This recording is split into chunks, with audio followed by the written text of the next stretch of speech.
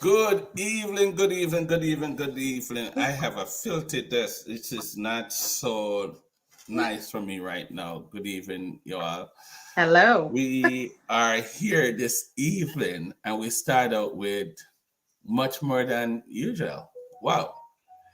So, without any further ado, we're just going to get straight into it. This evening is going to be a little bit different from the regular show. We usually have like an interview show. I know you see some different faces. These faces are not for interview because they are. Dr. Francis is indeed a familiar face, and we have in our presence no other than Chris Durant, who has 20 years of law enforcement at a federal level. We have topics that we want to discuss, and I start losing my notes. But anyways, and we have in the house Dr. Francis, which is a regular. Of course, we have the charmer, which is Carla, and myself. This is what we do on a Wednesday. But our regular show will resume, but next week. But we have some concerns, and of course, earlier this week we were having computer issues, so we're not able to advertise our guests, and I don't think it would be fair for the guests to just pop up tonight. So what we did, we find our team that's in the background of the meds, and we bring them to the front, which is Dr. Francis and Chris Durant. Good evening, gentlemen. Good evening. Good evening. Good Good evening. evening, Carla. So Hi. let me ask you before we go any further, how is the Christmas treating you all? Are you all prepared for Christmas? Nope. Well, you're not prepared, Dr. Francis? For what? The Christmas. Chris is No, man. prepared. Hey, First of all, I'd have to have your money and Carla's money and Chris's money, and I don't have it, so I am not prepared. Oh, come on, Dr. Francis. I Come on. expect that answer from Dr. Francis, and that was coming. I was expecting. Big money talking about not having any money. Oh, man. But, Chama, how are you? You ready? I'm not into the whole buying of gifts and buying stuff that no one needs, but I have a couple of nieces and nephews that I'm going to spoil and my godson, and that's about it. And then I'm going away for yeah. the holiday. Well, Nice. You're going away. You had not asked permission yet, but we will I was safe trip. So, Chris, are you ready for Christmas?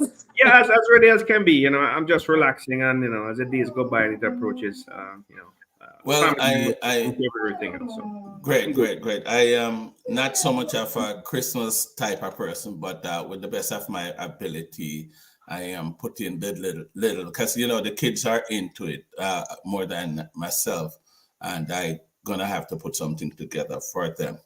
But this evening we want to talk about. Before I even talk about what we're talking about, we are four Jamaicans that have concern about the issues in Jamaica. And so we will try to find something, whatever there is, because there's a lot of things that's always going on in Jamaica. And I think we're going to find something to talk about. I have something in the back of my mind, but I want to read this. It has been suggested that Jamaicans with higher socio-economic status enjoy greater privilege comparing to those lower categories of life. Do you share that sentiment, Chama? I do, but that's everywhere. That's not just limited to Jamaica. That's across every continent, every country, every city, state, and town. Yeah. And what do you think about it, Chris? I agree with Carla on that matter, where it's not just a Jamaica, an issue with Jamaica. It occurs, and you'll find it in every segment of society in different countries as well. So I just think, though, you may see it more prominent in Jamaica because Jamaica is so small. That's what I was going to say. It is more pronounced in Jamaica. Dr. Francis, what do you say about that? Well, of course, you expect me to disagree, right? Because I am going to disagree because I think that Jamaica is one of the happiest countries I have known in my life, and with people that are so hardworking and they love progress. Right. So when you see a situation like, as quite rightly Karma says, that, but it's everywhere. But that's a kind of a red herring, as so to speak, or it's not a red herring, not the correct word. It's just what we say because I think because it is nice to say that other people are going to. No, we are talking about Jamaica. Okay. Jamaica is special. Okay. Okay, Jamaicans are special. And Mhm. I'm telling you, I'm not talking about special ed. I'm talking about smart, resilient, hardworking people. And when you see them, right, not being like normal, it is a matter of concern to me. So I'm not knocking what my colleagues have said. I'm Mhm. just simply saying that I think that what is happening now, when people are making that assumption, not assumption, observation, Mhm. then perhaps we have to look into it and perhaps look into it and to see why they would make such a comment. But are you saying that there isn't a haves and a haves not in Jamaica? That's what you're saying? No, come on, Carla. We have a lot of have-nots, don't we? Yes, of course. Right. But that's not what I'm saying. What I'm saying is, when we say that they're unhappy because it's just the norm, I am saying that we have so many things to be so happy about. And in fact, we were once upon a time. I don't want to date myself because I know that Carla will get me for this one. And, in that the dating and the aging and so on and so forth. Dennis will be kinder and Chris will be absolutely unkind. But what I'm trying to say is this, that as we have grown, guys, think back into your Jamaicanism, wherever it came from, and see whether or not, really and truly, there's some people in this society that certainly are better off. One, they have more money, for example. Two, Mhm. they have positions of power and influence. But then, I am telling you, there are a lot of people in Jamaica, and I'm not going to hog the show. They're called ginners, and trust me, they can walk rings around anybody. And I agree with that. I agree with that. But we cannot dispute the fact that if a person can't even meet their basic needs, i.e., food or a place to live and to provide for their for their children, that does bring on a level of stress Good and point. unhappiness Well, and lack of joy. Yeah. it bring on a certain level of stress, but we're talking about the fact that they're Joy. denied, they're treated less. The privilege do not extend to them. You know, And it um, does. let me just say hi to my Mhm. Debbie and Carl, and of course Claire is in the building. Um, I, but I, but but let me share something that I saw coming out of Jamaica. I'm going to try to see if I could get this on screen to mhm. see if this is of concern. So I'm gonna share this on the screen and see if we could have a discussion around it, because there's something about this that doesn't make any sense to me. So there's a news clip coming out of Jamaica that I want to play, and you Mhm. guys will have the opportunity to comment on it. And I'm gonna expect you and Chris to comment last because of you guys law enforcement Background. background. Yes, Okay. Mhm. so and because Chris is at a federal level, I think Chris should comment before you, Carla, because you would be more Mhm. intimate with case like this. So let me see if I could play it, so that I'm gonna try to play it and see what happened. Let me see what. Welcome back to Primetime News. Special welcome to folks on onefrontmedia.com. Up first this evening, police sources have confirmed that a murder investigation is now underway into the death of the wife of former People's National Party Member of Parliament Jolan Silvera. His wife, Melissa Silvera, died on November 10. Reports at the time suggested she died in her sleep. However, TVJ News understands that the police have escalated the investigation after an autopsy report revealed she had gunshot wounds. TVJ News further understands that scene of crime officers spent most of the day at the couple's home. It's further understood that Mr. Silvera has been interviewed by investigators. Sources say Mr. Silvera had indicated he was not home the night his wife died. It's understood he has since retained Peter Champagne, King's Counsel, as his attorney. In 2017, the Silveras lost their 2-year-old son, Justin, who drowned in a pool at their St. Andrew home. We will have more on this developing story in subsequent newscasts. So there you have it. I am a little bit puzzled when I heard this. I mean, somebody, Mrs. Silvera, died at home, and it took the autopsy to discover that she had 3 gunshot wounds. 3 gunshot wounds. Now, they originally, the story was that she died in her sleep.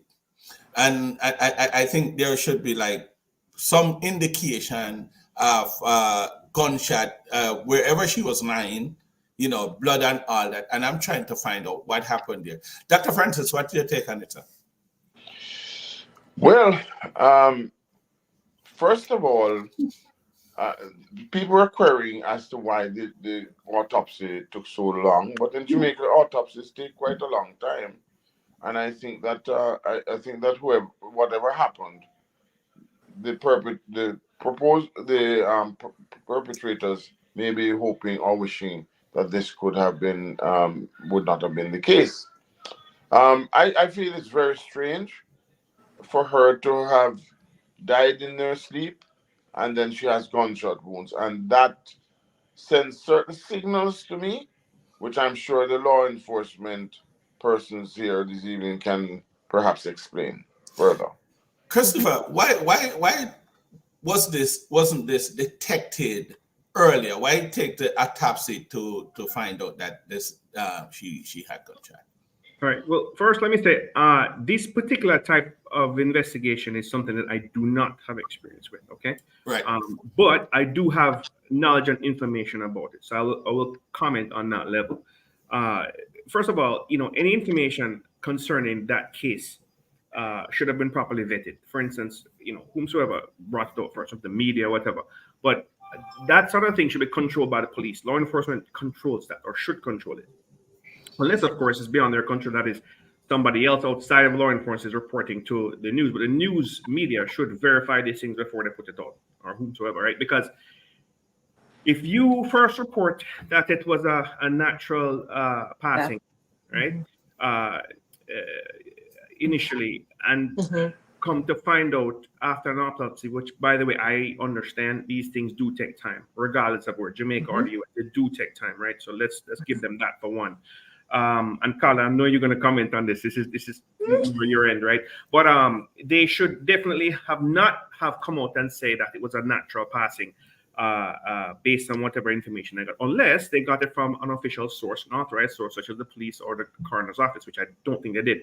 But if they did, however, that's a serious issue for credibility now, guys. When weeks later, it comes out to find out in the autopsy, the official autopsy, revealing that there were 3 gunshot wounds. Now, I'm no one to say, hey, they should have seen that right away.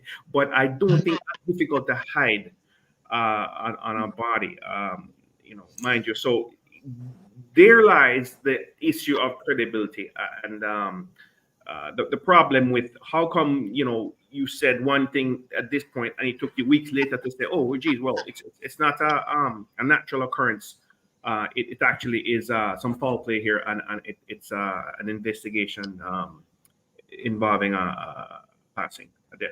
So. Let me ask Chama this, who is on a different level of, who was on a different level of law enforcement. Who she at her level, there would be she would be more intimately involved in a case like this. How did that go undetected Okay, first of all, there's no way it could have gone undetected. And first of all, I want to say no judgment, okay? But what this strikes me as is a case of one, lack of resource, or two, and or lack of training.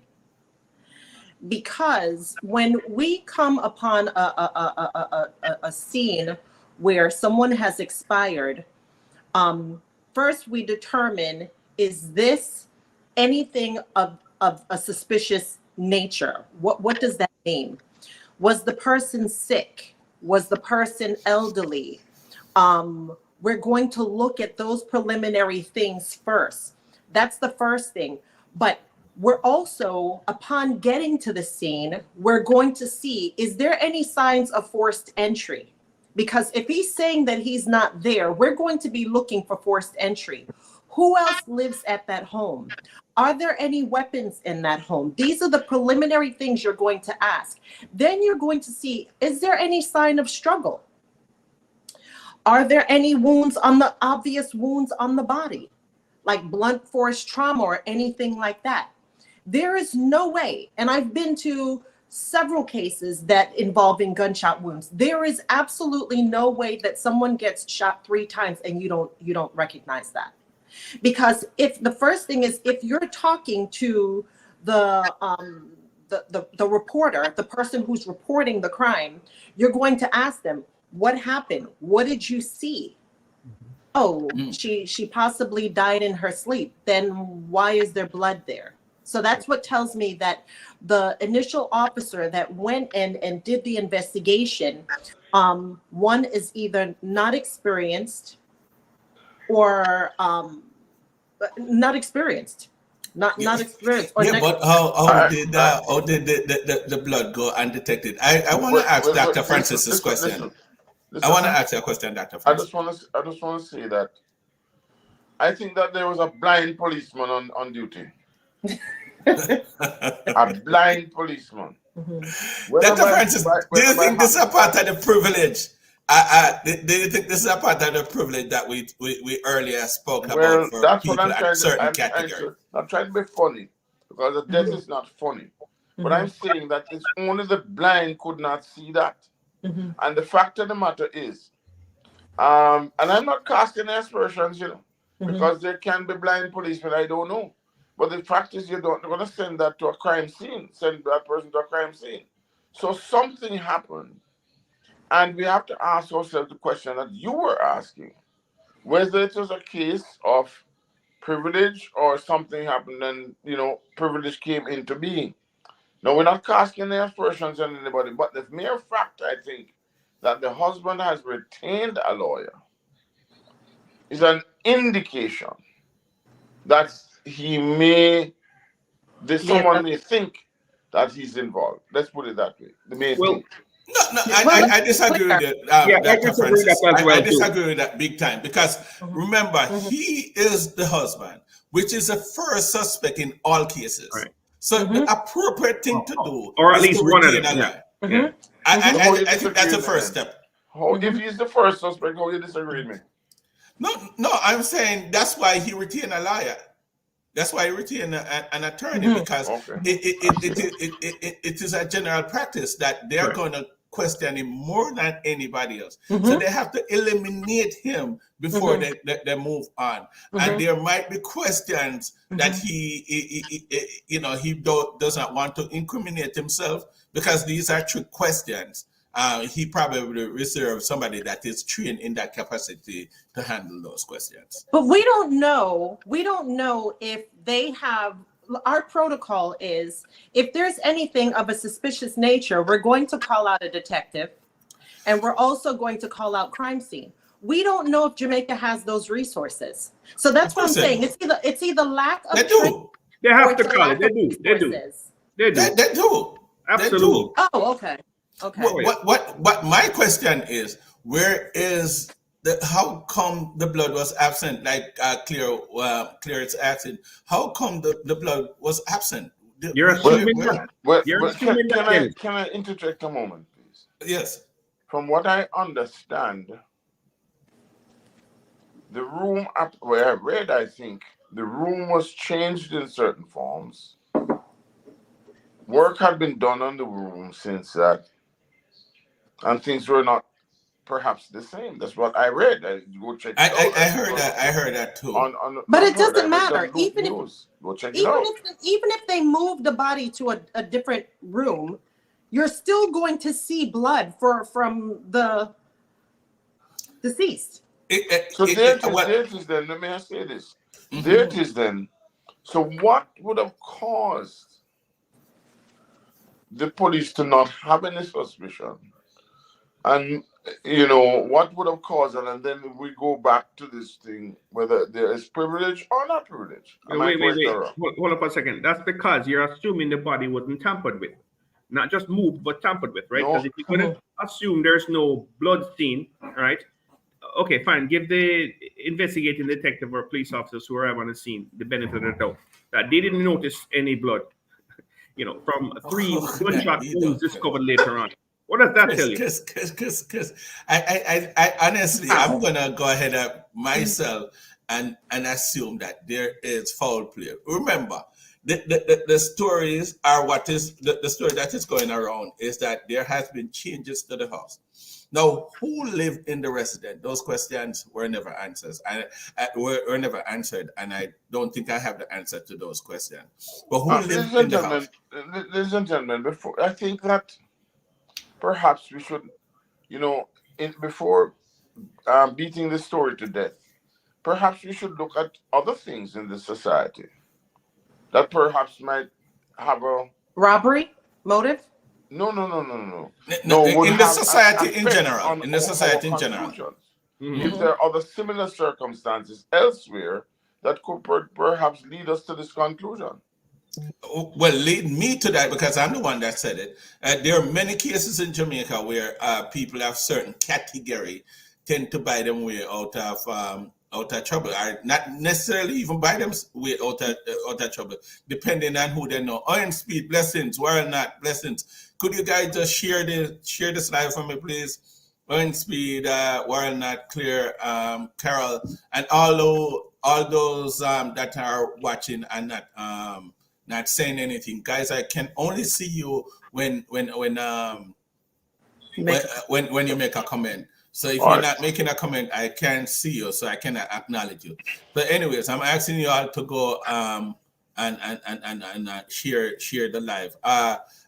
Owen is a very rounded man, and just say yes if you want to get the link and be a part of this. This is a very good friend of mine entering the political arena in Jamaica. I don't know if you want to chime in on it, but if you want to, just let me know and I will let you in, sir. Yes. I want to ask my police friends. Okay. Laugh.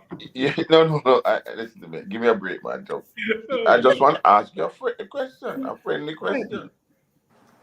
You are called into a crime scene, right? Mm-hmm. And if you said you look at the crime scene Mm-hmm. and you look for evidence of trauma, whatever you want to look for.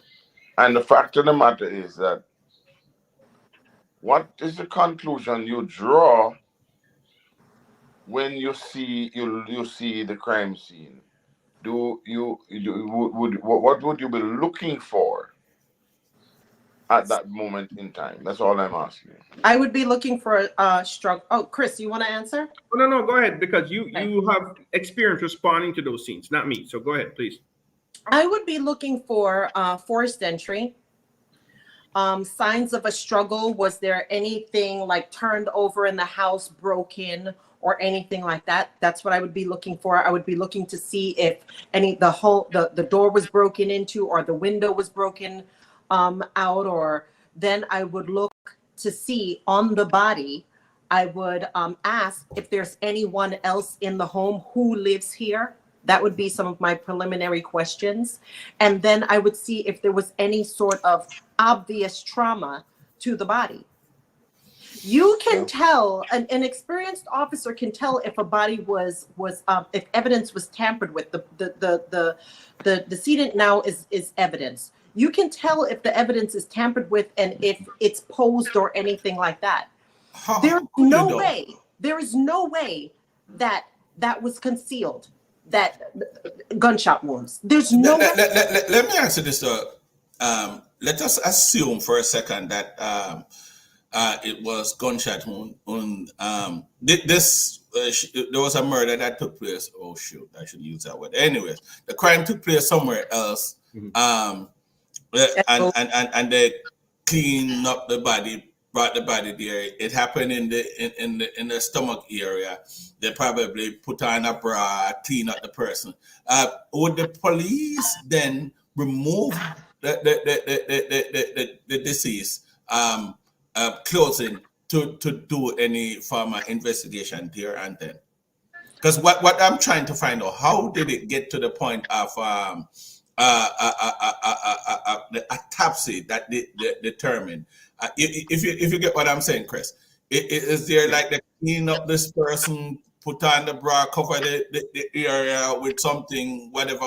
How that's a possibility that could pass the crime investigators.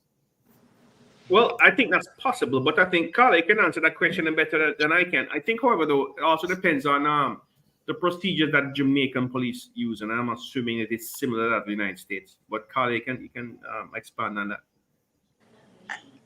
Like I was saying, even if you were to change the person's clothing, if there's gunshot wounds, there's still going to be blood. There's still going to be, Well, Carla, that's why I said it. And I didn't, maybe I was being a bit facetious there, but I'm trying to say that it's kind of obvious that it was tampered with, right? Because right. It's not possible, right? Okay. So, right. Yeah, but I think what Dennis is asking is that, is it possible that let's just clean up and they're not looking for anything, they don't suspect any foul play initially, because as Dennis had suggested, maybe they would put on the clothes to cover where gunshot areas. Yes, that's what he's asking. I think, is that possible? But if it's a situation where it was possibly to the head, what are you going to do? Put on a hat?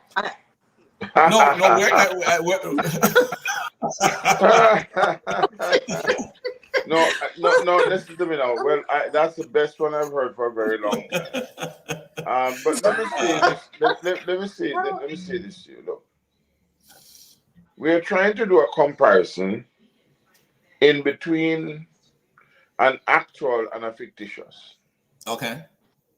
And what I'm saying to you, we have covered that, in my opinion, by what you have just said, both of you, in that there'll be some degree of evidence if there was foul play. If, for example, the body was moved to hide evidence, things may look too clean or what have you, not ramshackled, you know what I mean, and that sort of thing. So these are all options that we have. But there's also social media, and there's also actual media, and then it's the Jamaican press, call it, what should I call it? Informal press out there. What are people saying? My question would be, what would be people saying now in Jamaica in a situation like this? When there's something, and they have a saying in Jamaica: "They never smoke without fire." What have you discovered from this? The word on the street from all the videos that I've watched on YouTube and Facebook and all the social media platform is that there are foul play, and they're accusing the husband. That's what I'm hearing. But as you know, there is a lot more to that, because we don't know who lives in that residence. If it's just the two of them, and if it's the two of them, for them to reorganize the place, it means that he had an accomplice. Yeah, I mean, there was no fourth century of any sort. So how did that?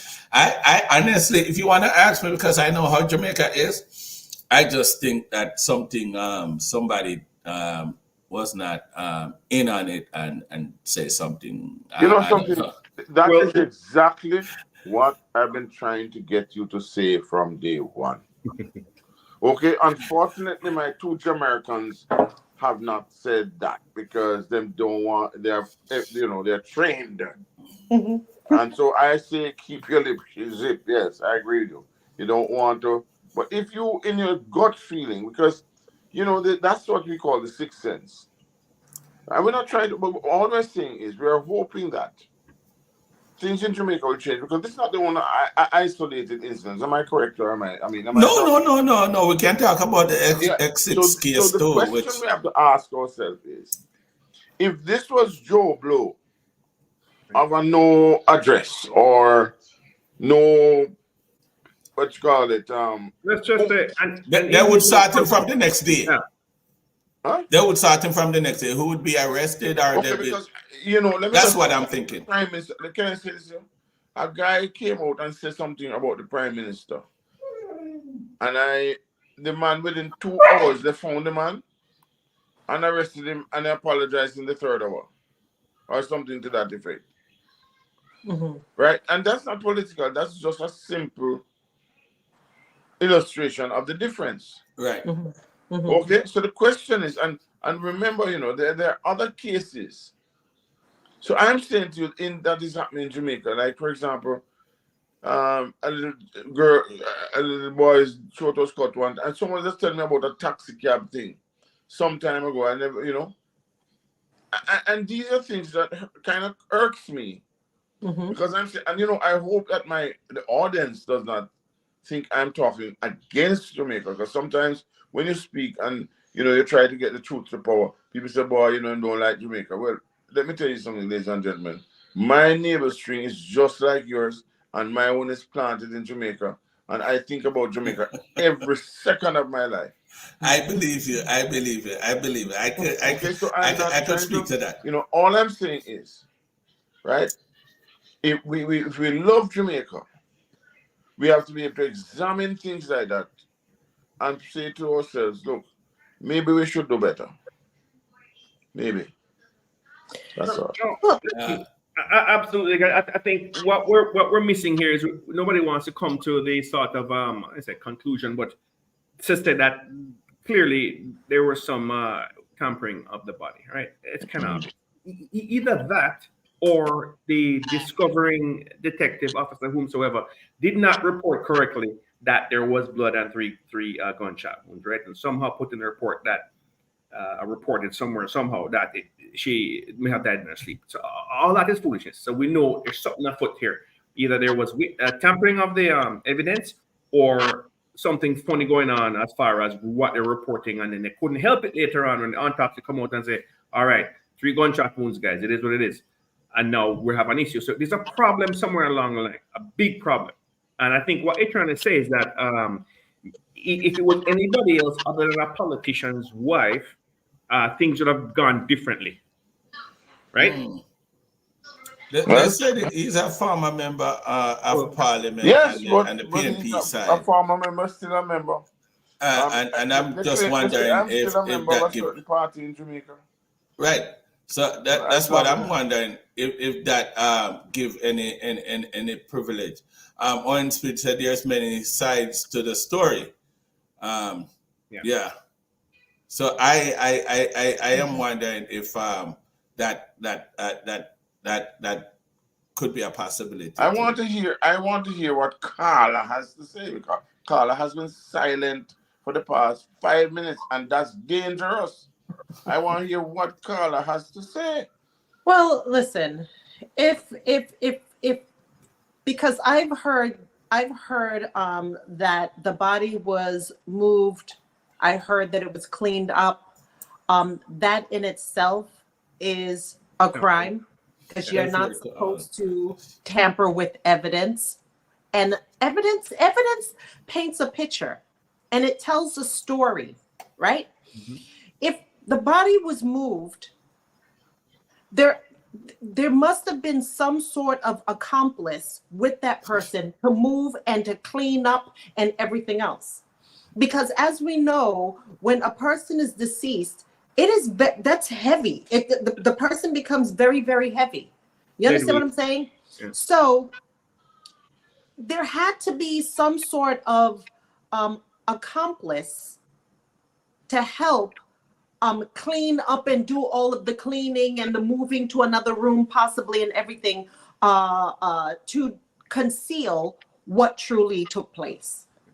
But even and another thing is this is I don't know again the protocol if like the medical examiner comes and retrieves the body, or if it's a funeral parlor, or who, I'm not sure in Jamaica. I know for us, it's the medical examiner, especially if it's a suspicious circumstance. But at that time, it wasn't suspicious. It was not considered suspicious. It was not considered suspicious. So it would not have been the medical examiner. It might have been like a funeral parlor, like a body removal service that would come and get the body. But even that being said, they take, if there's jewelry, they take off the jewelry. They have to label what the person's wearing. They have to label if there's any signs of blood trauma. They even go through that. And of course, take pictures. Right, photographs. Right. So again, you're going to have to roll the body onto the plastic thing that they put them on, and then roll them onto a gurney.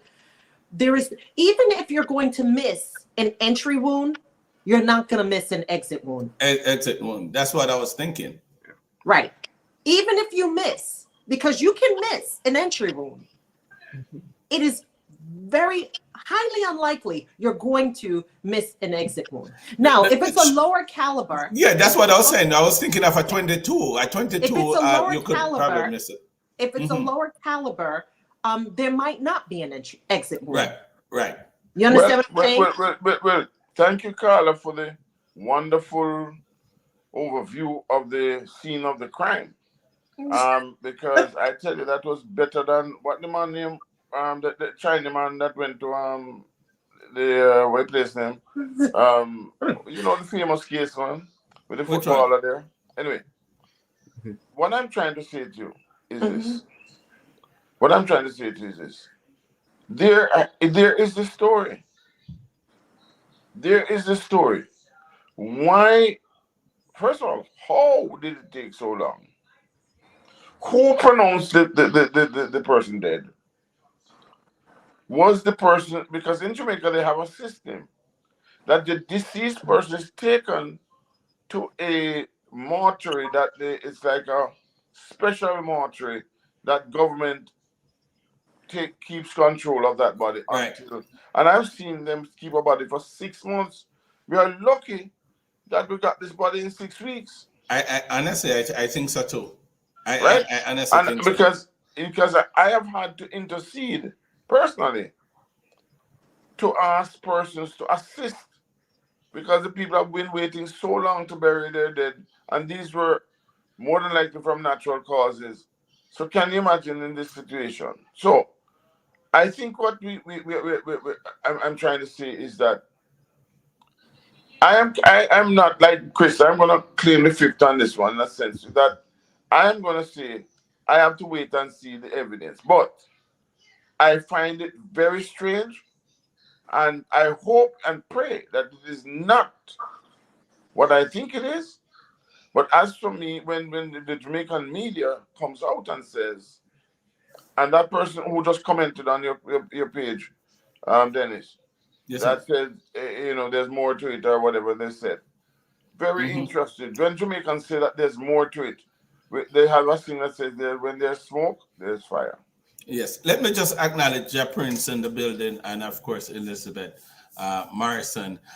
We have in our midst tonight Dr. Francis and Chris Durant, who have 20 years of law enforcement, but on a federal level, and of course Carla the Charmer, who had 30 years of local law enforcement. And so we're discussing the crime that took place in Jamaica about this what is called Miss Silveria, who was killed or found asleep Sorry again. We don't know. I don't know how I'm gonna get rid of those words for YouTube. But anyways, who was found asleep, and then later found out. I think it's about a week ago. This happened on November 10th that she was found asleep, and about a week ago it was discovered that it was actually she had gunshot wound, 3 gunshot wounds that was not detected upon it was not detected by the original investigators, and we're trying to find out how did we get there. Yes, sir. Mr. Dennis. Yes, sir. She wasn't found asleep. Okay. She was found dead. It's never there, man. You can take sleep and mark dead, but you can death and know it's dead. Yes. So she was found dead. And yes. later on she was found with 3 gunshot wounds. Am I wrong or right? There's one more correction I want. Yes. You tell Carla that she was in the thing for 30 years. You tell my brethren that he was there for 20-something years. And you go on like I was not an old police dog. Oh, thank you very much. Continue. You know what? I am sorry. You know what, Dr. Francis? I'm just taking you as you are. Because you're the man. I'm just thinking from just you. I wasn't going back in the notoriety. I just want to make the records straight. So it's all law enforcement in the building. It's all law enforcement. I am hoping, Mr. And my good friend, Miss Ricardo, and my good friend, I am hoping it's not so. But all of us are hoping that. Okay. Not true. Okay. But the question that we're asking, though, is this privilege that was handed out to somebody, and because the husband of the deceased is a former PNP member of Parliament, and we were wondering if some privilege was handed out there, because we know Jamaica with the classism and the how they are. If you get to a certain level, in society, then you basically abstain from being prosecuted to a certain degree. And I know Chris should share that sentiment. Yeah, so let me just correct something that our esteemed Dr. Francis said earlier concerning me. I didn't say anything. I want to interrupt him, but I wasn't drawing any conclusions, Doc. All I was saying is that I think it's suspicious, right, and warrants further investigation. How you can find a body and initially determine that the passing was in the subject's sleep, and then later on determine that, oh, geez, there's three gunshot wounds, and now it's an investigation of homicide. Homicide. Thank you. Good. Right. I didn't want to use that M word there. Yeah. Thank you, Carl. So that's all I was saying. It clearly warrants some further investigation. It's not just cut and dry. Something funny is going on one end or both, right? So I mean, that's my take on that aspect of it. Further to what you're saying, though, this issue of privilege, not to pick on politicians now, but keeping it, and that's one class, right?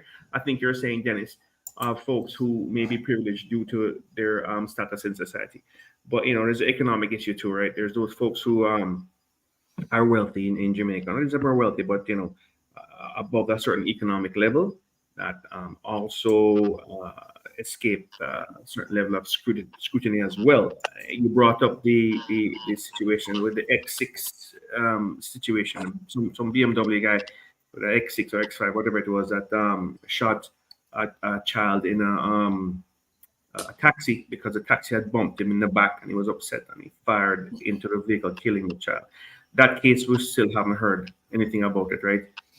I think the guy, something become of it though. It was concluded, but I don't remember how it went. I don't think we should have. If I know we're going there and I had the time today, I would have asked somebody on the ground.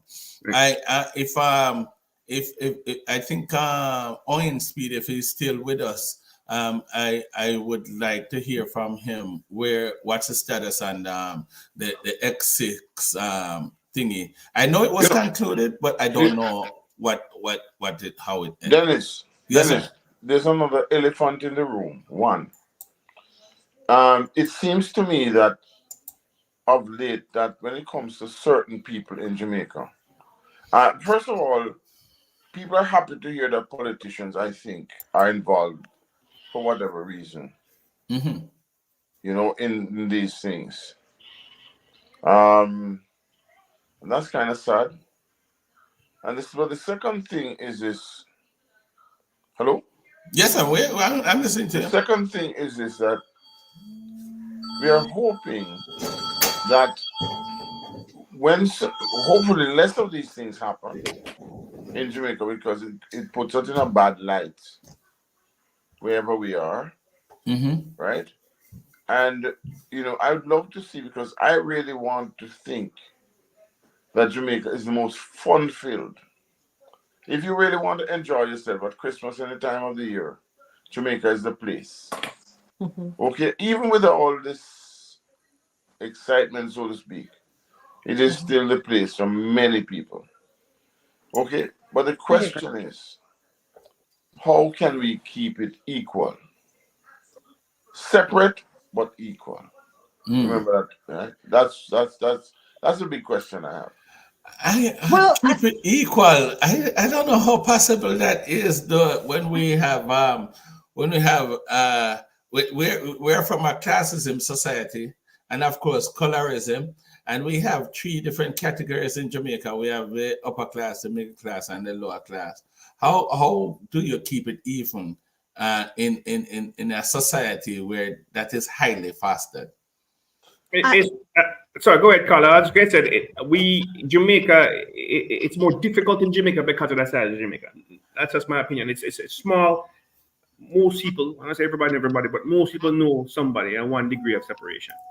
And you know, you're looking at folks just who it's difficult not to have interference. Let's just say, based on who you know and the privilege. corruption.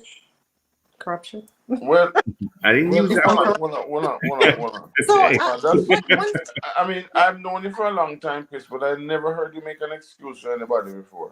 Thank you. Yes, that's an excuse. Because if we're going to start using the C word, then this conversation will be going to tomorrow. So we won't go there. All right. What about Carla? Carla had something to say. yeah. Go ahead, Carla. Let's be clear that there's been some high profile cases that's come out of Jamaica in the recent months. The theft of Usain Bolt's money, millions of dollars. Now the computers are gone. The Paul Well case, that's another high profile case where cell phone records are missing, and don't know how the vehicle was used, and did not know that vehicle was involved in all of this stuff. And now this case, it leads me to believe that either it's high level corruption and people are getting paid off to shut up, or it's truly lack of training. So as nice and as exciting as it is to and how Remove lack of training. Remove lack of training from your thoughts, please. okay. And I know Chris. I see Chris give me a head shake there. I just wanted to remove that. So, Is it lack of training? no, remove Is it that. lack of That's not resources? enough. Lack of resources, lack of training, or corruption? Because Can I How? add something? It's like last week when I heard that these computers are missing. How in the devil? I'll how tell you. can these I'll tell you. computers be missing? Shouldn't those computers have been locked up into evidence somewhere? What were they even doing there? All right, I'm gonna say something that be a bit controversial. That's another C word, by the way. But at the risk of, listen, you use a lot of words there to describe. I'm gonna say my former colleagues, because we work with Jamaica JCF folks in the past, right? And like Dennis said, let's not say it's a lack of training or anything like that. I'm gonna say something that you've all missed when I've worked with these folks, which you may or may not have realized, but these guys don't have a lot of Resources. the right word now. Independence and lack of interference when they're doing their investigations. You know what I'm talking about? You hearing me now? All right. So these men and women of Crystal law clear. enforcement in Jamaica have good intentions, competent, properly trained, and so on. They may be lacking certain equipment. Resources. Chris, for the Resources, there you record, go. you're saying they're not But- independently function. They're not functioning independently. No, they So, are. so their discretion don't come into play. Their training don't come into play. There's interference with their investigations. Okay. All right, and especially. Dennis, You understand where I'm going with this? And You it can depends use on another C how word. high of a level. Yes, Yes. you can use another High C level word after this. interference. But I have noticed that a lot of interference from above them when they're supposed to be doing their work independently, and that's a big problem. Well, you know something, boy. Wanna nip the hair, nip the nail on the head. Because let me tell you something. If you don't, if them always say in Jamaica, you have to know somebody. And whenever you're in a trouble, you got to know somebody, and somebody knows somebody. But if this continues, it is going to, in my opinion, cause a big problem. Because it has already caused a problem. But why I wanted to join you guys in terms of speaking about this is to bring awareness. And maybe I'm talking like a parable sometimes. And I don't want to use the C word, the B word, or the R word, or whatever the word is. Because there's so many nice words in Jamaica that we could use to describe, you know. But of course, YouTube would flag us, I would imagine, on some of those words by now.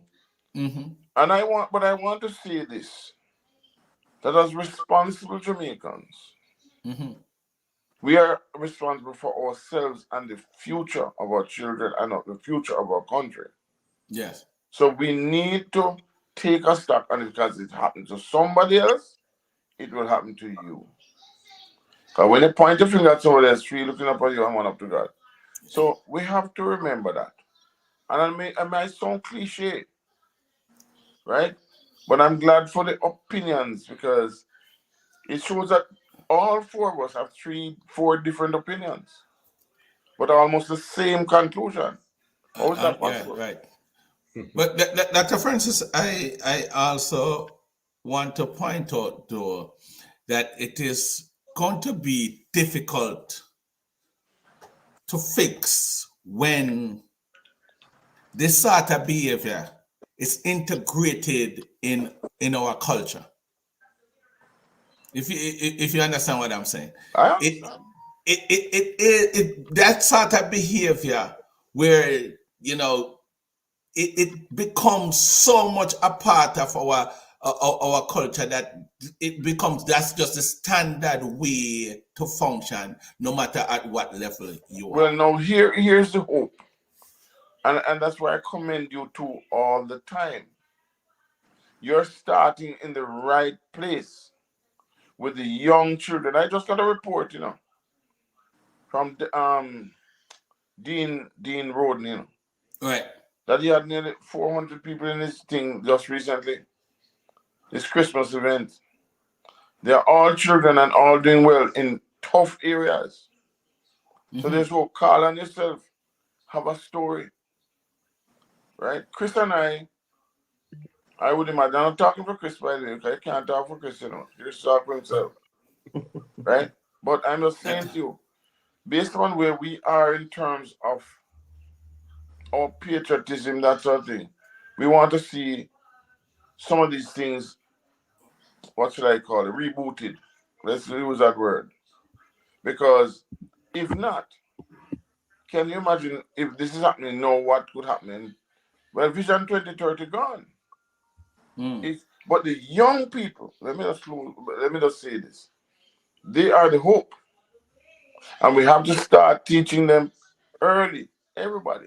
Not just by talking, by doing.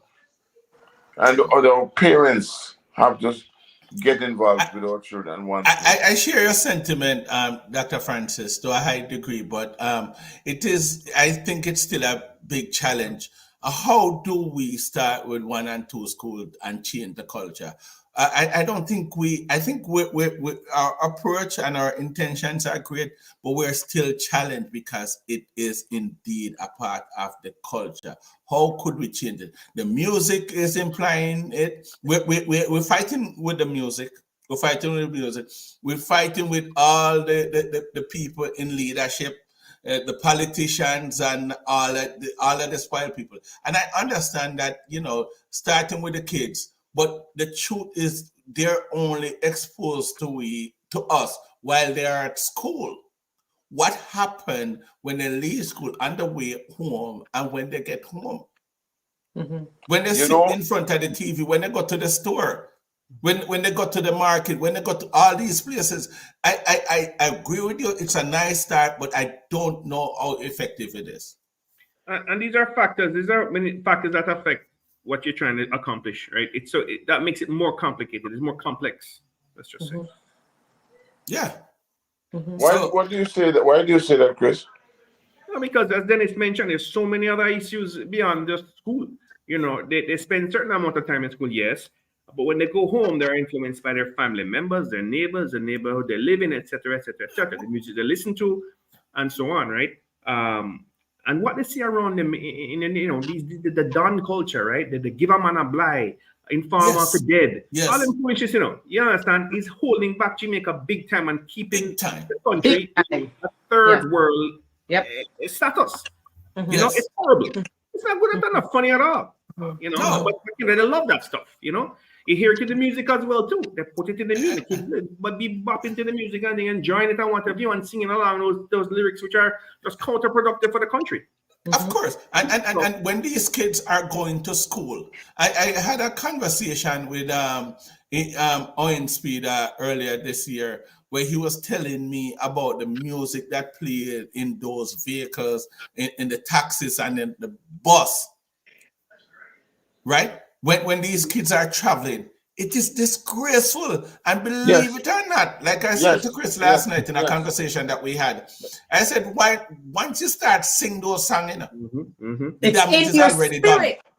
I said that to Chris last night. It's in your spirit. Listen. It's things about you can't mention on the program. Hold on. Let me say this to you. Let me say this to you.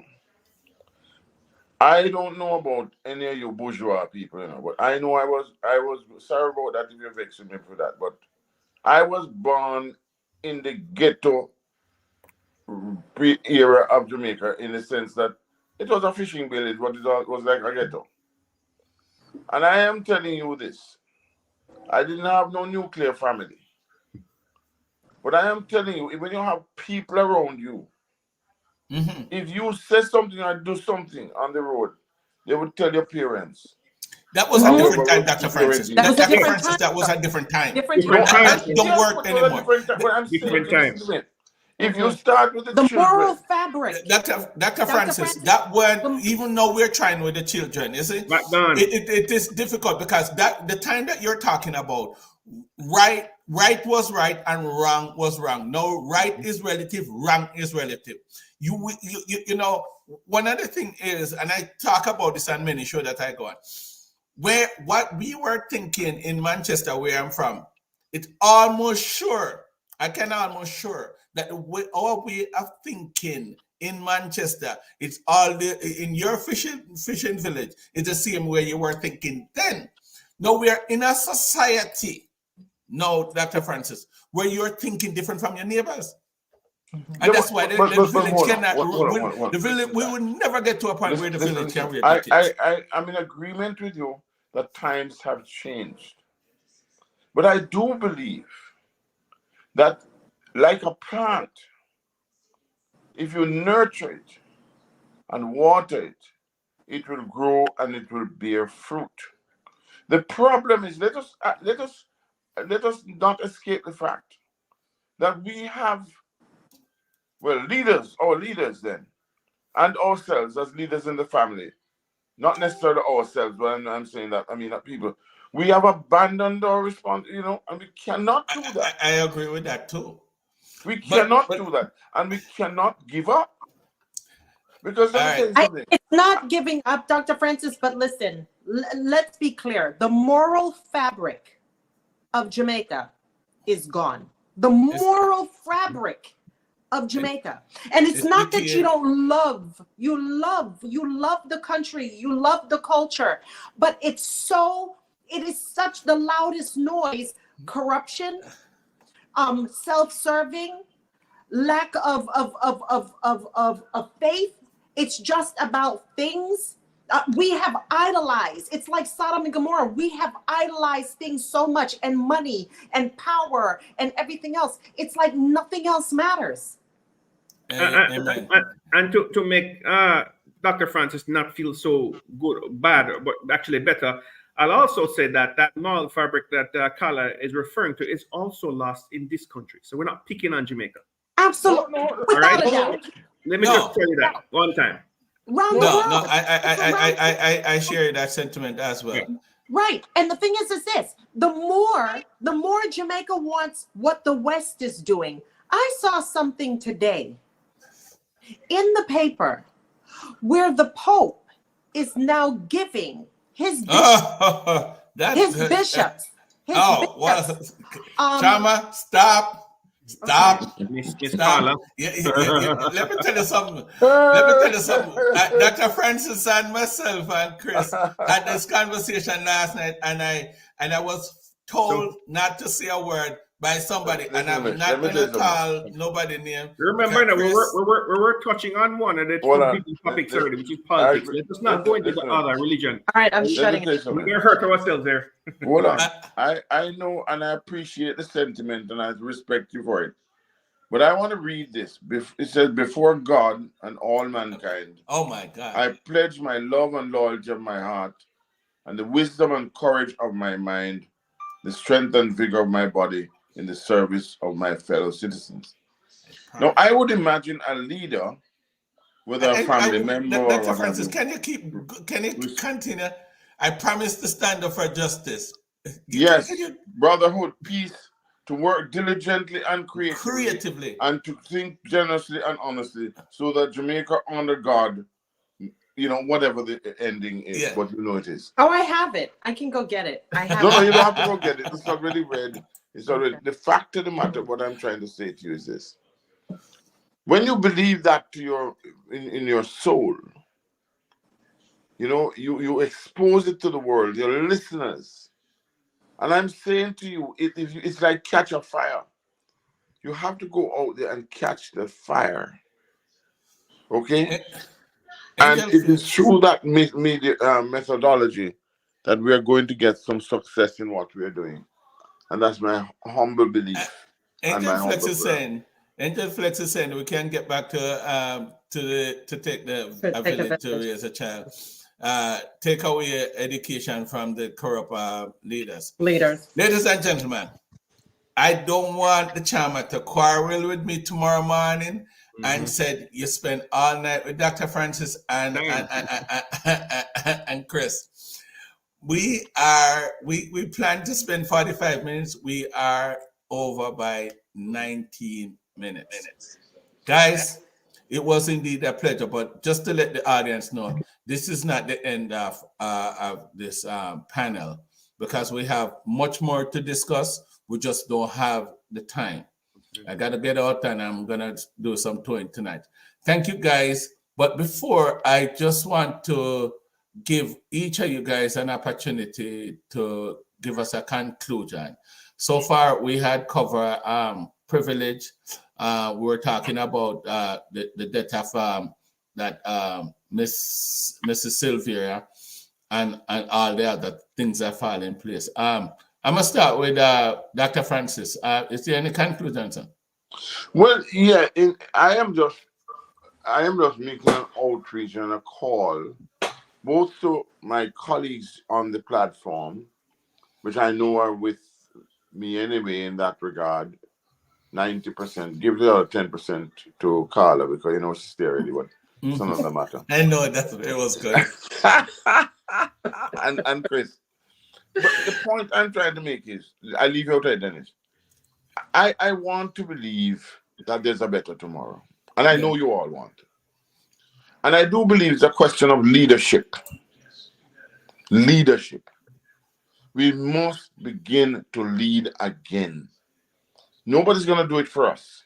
We have to do it ourselves.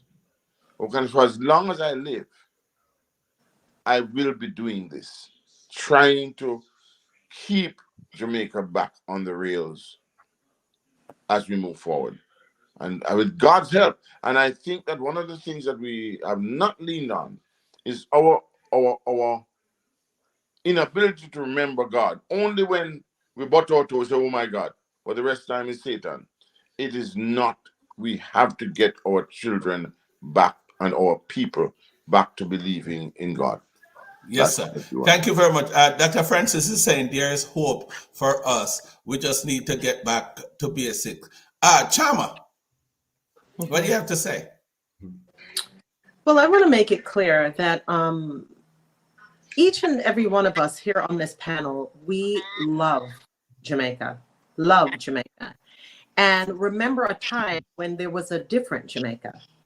And we are hoping and praying to God that we can get back there. But we have to have a change of mind. We have to change our mind. We have to change our way of thinking. And our mission, the reason for this panel is our mission is to get people with the same vision and like-mindedness to see the beauty and the richness that Jamaica has, and to take it back to where it was, to let go of the ideology that everything that comes from the West is right. It's like the other day I was listening to a show and the guy was saying that it's a shame that once upon a time, every yard had a coconut tree or orange tree or something. And now it's hard to even find that. Sometimes we have to go back to basics to make us better. Thank you very much, Chama, who said we think we should need to go back to basic to get to where we want to be. Chris. Yes, man. So you asked about privilege, which you started out with the conversation here. I think that's something that is always going to be unavoidable, right? Because it exists in other countries and in other cultures as well. The thing is, I think maybe more pronounced in Jamaica, because of the size of Jamaica. I really think it has a big reason behind it, which something we have to work with and contend with. And we were discussing it in relation to the death of the Silvera wife, correct?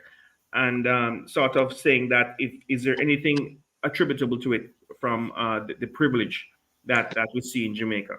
Right. And that's possible. That's possible. It is what it is. So in concluding, I'd say that definitely, Jamaica, the authorities need to just, maintain hope, as Doc says, and we all need to still keep hope. We can't, let that ever die, and become more accountable. Have more accountability for what they're doing. You figure this, right? Let's say you're the investigator on a scene. It's your case, right? And this foolishness occurs. You should be embarrassed. You should feel bad. You should sort of want to make it right. But as I said before, these poor folks do not have full control of what they do. And that's a big problem, guys. That is my opinion. And if we can somehow overcome that, and in doing so, partly can be done through exposing what's going on, right? Part of what we're doing today, aren't we? We're discussing it, right? Yes. We know what's going on. We're giving our opinions and so on based on our experience and our professional backgrounds. So I say we keep doing what we're doing, maintain the hope, and demand accountability from the leaders, as Dr. Francis said, because it starts with the leadership, and focus as well on the youth, because they're taking over the next couple of years. They'll be the ones running this, right? And keep moving in that direction. Yes. I just want guys who are listening to this live to like and share. My conclusion is that I'm gonna be positive and hope for hope. I think that we have integrated so many things in our society that is blocking us from moving forward, as it relates to even the modern technology that we're embracing, and to the depth of which we are going with this. I think the things of the first world, the first world culture that we are swapping our third world culture for is becoming a problem, and we conveniently use it. You know, we start having there are certain things that we embrace that come through the first world that we embrace in Jamaica that we are not ready for, and therefore we are putting the cart before the horse in many aspects, and that's why we end up in the predicament that we are in. We lose control, but we are hoping somewhere, somehow, through this panel or any other panel, we can come to a conclusion to how to fix and repair, and it can reach the right ears. Guys, like and share. It was indeed a pleasure sharing this time with you guys. Time has been well spent. And just to let the audience know, this is not the end of the four of us talking. Next week, we will resume to our normal schedule, and which we barely do. We merely do interviews. So we will get back to that next week. And of course, spontaneously, we will come together and discuss issues like this. Agreed, right? All right. My pleasure, guys. Looking forward to talk to you later. Don't go anywhere. Bye. All the best to Take you care. all. Blessings. Bye, guys.